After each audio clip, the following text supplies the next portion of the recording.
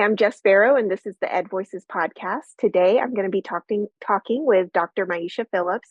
She is the Senior Director of School Transformation at Partnerships for LA Schools, Elementary Math. And she has been a reviewer at EdReports for the past 7 years. And we're going to be speaking with her a little bit about her experience as a reviewer.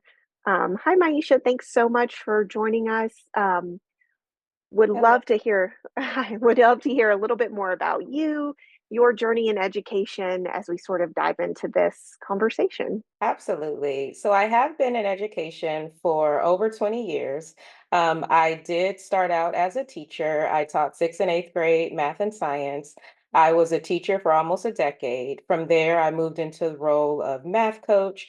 I've been coordinator, I've been institute director, and all of that has placed me very closely to math throughout the whole journey. I definitely love math. I love everything about math. I love the student thinking. All of those things have, brought me to my current role as Senior Director of School Transformation for Elementary Math, where I get to work in a in a nonprofit that supports Los Angeles Unified Schools. So I do support 11 elementary schools. TK through sixth grade is my jam, and I love it. That's so awesome. And I'm sure you're working with just a variety of schools. LA's a big district. Um, Definitely want to hear more about that as we talk through some different aspects of instructional materials and why they're so important. But before we get there, would love to hear a little bit more about what brought you to EdReports as a reviewer. Sort of when did you come to us? I know you've been a reviewer with us for a long time. How did that journey start? And yeah, what really brought you to into being a reviewer? Yeah, when I started reviewing, I really was seeking out a different type of professional development for myself. For years, I had been growing, and I had grown a lot by attending various national conferences, different types of professional development institutes, whether it be a 3 day, a week long. And I wanted something at this point in my life that sort of was ongoing and had more of an iterative process in how I was developing myself. And so it allowed me to engage in professional development where there was more depth. And because of what I felt like I was yearning for at the time, that depth of growth and development is what I was looking for. And so with that, I initially learned of EdReports when the schools that I was working with, we were transitioning to Common Core State Standards. We had the opportunity to pilot a program within our elementary and middle schools. EdReports was one of the resources that we utilize in order to understand the quality of the curriculum. And so when I learned of that, I then went on to look to see, what sort of opportunities did this organization called EdReports offer? And when I was looking at the website, I found that there were opportunities to be a reviewer. And so at the time, I was overseeing elementary math instruction and school improvement. And so I did have a direct role in supporting the selection of new materials. And so this allowed for me to get professional development and learn from a different lens by engaging with new curriculums that were coming about. Yeah, that's so interesting. So you were really at that transition moment, and because of your role, you knew that new instructional materials were going to be needed for your school. Okay, for your district. So you mentioned that you were really yearning for something that was more in depth and a deeper learning around the standards and instructional materials as a way to really give back to your district. Would you mind to reflect a little bit on, so that's what you were looking for. What what are some different things you learned from the experience of reviewing math with EdReports? Absolutely. So, training to be a reviewer and the process of reviewing, it provides a very unique opportunity to be grounded in curriculum and instruction from the lens of the planning side, as well as always centering standards and assessment. And so, essentially, all of the components that you need to be thinking about in terms of providing quality instruction, the review process actually allows you to think deeply about all of those things as you move through each of the indicators and you really dig into the curriculum. And so the flow of the lessons, you're constantly looking at that in an in-depth way. And so it just really like broadens your lens around what you're looking for and how you're looking for it. Something else that I just really appreciated around being a reviewer was the flexibility and how I was being developed. I was able to participate kind of on my own schedule with deadlines that we had. It just had to be done by this particular time. And at the time, at that point in my life when I started reviewing, I did have young kids and I also wanted to be a mom, but I didn't want to compromise the learning and growing that I was also seeking to do. And so this particular type of professional development, it provided me with this flexibility that I didn't always previously feel like I had in terms of thinking about professional development in a style of I had to be in a certain place at a certain time. And that caused me to like really appreciate feeling like I could do it both and I didn't have to compromise one or the other. I could actually handle both at the same time because of the flexibility that the process provides. You know, as a mother of a 3-year-old, I totally understand this. And as someone who's always wanting to, yeah, you don't want to give up the learning and the growing within your own career.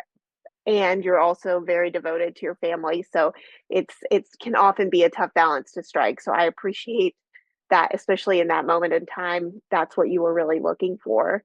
Um, I know we haven't chatted about this specifically before, but I'm curious, you mentioned sort of looking at the curriculum in depth, all the different components. Were there ways in which you thought about instructional materials differently after you were a reviewer than before you were a reviewer? Absolutely. One of the things I think that it really allowed me to have attention to was better attention to detail. Because sometimes when you're looking at a curriculum, because you're not looking at it through particular lenses, there are things that you might not be thinking of, you might not even have considered before.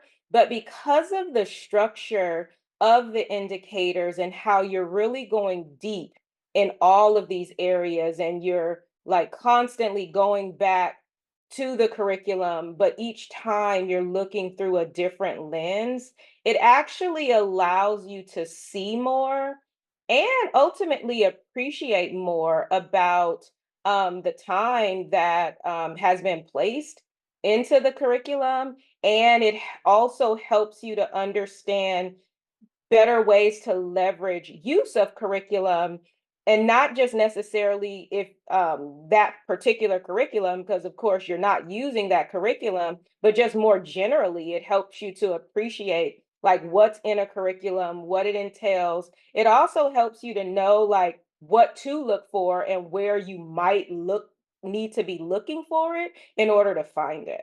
Yeah, you know, we've been chatting with a variety of reviewers, and so many folks have talked about that, about how much um, how they see curriculum in a new way, and they have a new appreciation for how hard it can be to develop. But it allows them to really have a better idea of what's quality and what's not through this experience. Well, we've talked a little bit about sort of what you really gained from the experience and learned. Um, I'm also curious about, you know, this is a huge undertaking. You mentioned the number of hours. What are you most proud of in terms of the contribution as a reviewer, the impact that you and the teams you've worked with have made as a reviewer as you look back on your time with EdReports? Yeah, as I think about this from my perspective, of my work on reviews, I definitely take the role of a reviewer extremely seriously. Being a part of a group that is essentially doing quality control to provide very important information that can impact many lives is something to really handle with care. To have had opportunities to support others to make informed decisions about the curriculum that they are putting in front of children is something that I'm very proud of. And so thinking about how being a reviewer has helped me in my own practice, as I think about my work in education, my work causes me to live across TK through sixth grade all the time. Over time, I've been part of K through two teams as a reviewer, three through five teams as a reviewer. Being a reviewer has really deepened my understanding of the expectations at each of those grade levels. As I think about the curriculum that we use, having insights into all of these materials, I have a stronger lens in what is needed in curriculum for good instruction, just more generally, not specifically tied to any curriculum. There is a baseline of quality that the work of the reviews helps me to understand. And through this work, I'm able to more sharply assess where strengths are, as well as where gaps might lie, and to see how very quickly certain holes may need to be addressed because I'm able to assess them more quickly. From an assessment standpoint, being a reviewer has also taught me more about the alignment of the standards to assessments. What does it mean for quality as it relates to assessment, um, to an assessment that is aligned to a curriculum? Yeah, that's something we don't always talk about, and even though it's so important, right? Like how those assessments are informing you as a teacher or a coach or a principal, like how where students actually are and how you might need to address that within the materials themselves. Yeah, I mean, I think one of the things I always love talking with you, Myeisha, because you bring such a varied, like you said, your work, you live across TK through six all the time. You're not in one specific area. So you're seeing so many different aspects of what's going on with math within a district, within a school, and wanting to support that and knowing how important materials are to that process. Um, this is a little bit less about, your experience as a reviewer, but I think it ties into that and your role in education in the past and now. You know, why do you think it's so important for teachers to have access to these high quality materials and support for using these materials well? So one of the things I always think about is like there needs to be a baseline. And so if a teacher does no more than use the curriculum in front of them, if those materials are high quality, there is a certain baseline that we are ensuring that all students have access to. As I think about schools, more particularly that I serve, um, sometimes there are um, increased numbers of new teachers that are coming into the spaces. Some schools at certain points might have a certain level of turnover, as all schools experience at certain points in time. And so having something to provide to a brand new teacher that gives them a strong base to start from allows you to have a strong confidence in knowing that the resources teachers are using and what they are providing to students on a daily basis. From a new teacher perspective, there's so many things that new teachers are attempting to learn and juggle in their role as a new teacher. They're learning management, they're learning routines, they're learning to teach the standards, they're learning the demands of the assessments. They have the curriculum that essentially they have to learn as well. And so as we think about that, um, what I found in working with high quality curriculum is that it allows the building of some of those practices through the lens of the curriculum. As we think about high quality instructional materials and professional development, um, and supporting the use of the materials, we think about how it is providing supports and it is helping to guide the new teachers. Just by working with a high quality curriculum, sometimes teachers' capacity is being built because of the way they are delving in to know and understand the curriculum itself, because it's high quality and the alignment it has to the standards, how it's supporting meeting the demands of the assessment, how the practices and pedagogies that are infused within the curriculum that it is encouraging teachers to utilize because it's written into the lesson plans. We're building capacity when we have high quality curriculum in place. Yeah, I mean, thanks for highlighting so many of those. I mean, I think one thing we haven't talked about as much is exactly what you just said, that the curriculum itself can be a resource to help teachers instruction and to help give them the space and the resources to be the best teacher that they really can be. This is connected, but you've highlighted so many ways that high quality instructional materials are vital to support teachers. We know that it isn't just about choosing a quality program, but how programs are chosen, the process that by which programs are chosen also matters to whether or not they're used well in the classroom. Um, so much of that is connected to teachers having a very strong role in the process. And you've worked at so many different levels, you've been a teacher. Why do you think it's so important for teachers to be involved in a materials adoption process? The two things I think about is number one, buy-in, and number two, teacher voice matters. And so as we think about teachers, teachers are the individuals that are experiencing what's happening in the classroom. If teachers are a part of the selection process, they will be invested in working on and building their practice through the materials. It is important to ask questions and have the crucial conversation about what is needed as we think about our school and our district. What is the vision? What are we hoping to accomplish? And do these materials help us to do that? Collective decision making at the forefront, and if that is on the front end of the work, it impacts what happens on the back end. And so, as we think about that, we really want to take care in how we are gaining buy-in, allowing that teacher voice to be a part of that collective decision-making process along the way. Because again, I'll reiterate, if these things are done on the front end, it impacts the results on the back end. Yeah, and I know you and I have talked before. You've kind of seen both sides of that, right? You've seen a process happen where you didn't necessarily have that buy-in, and then your district changed the way that you were doing things because of sort of some of the consequences of that. Yeah.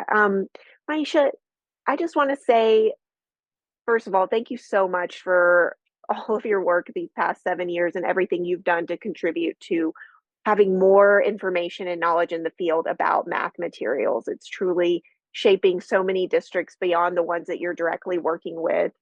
Is there anything I didn't ask you about today that you would want the chance to express or talk about before we say until next time?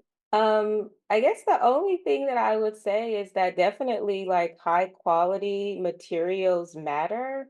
They can serve as a baseline and they can support a lot of the pieces that we are attempting to do in supporting and developing teachers when those pieces are embedded as a part of the curriculum and it allows you to do those things at the same time. I'd also say in terms of the piece that was named at the end around teachers having voice in the process, um, I'll say it again, front end impacts the back end.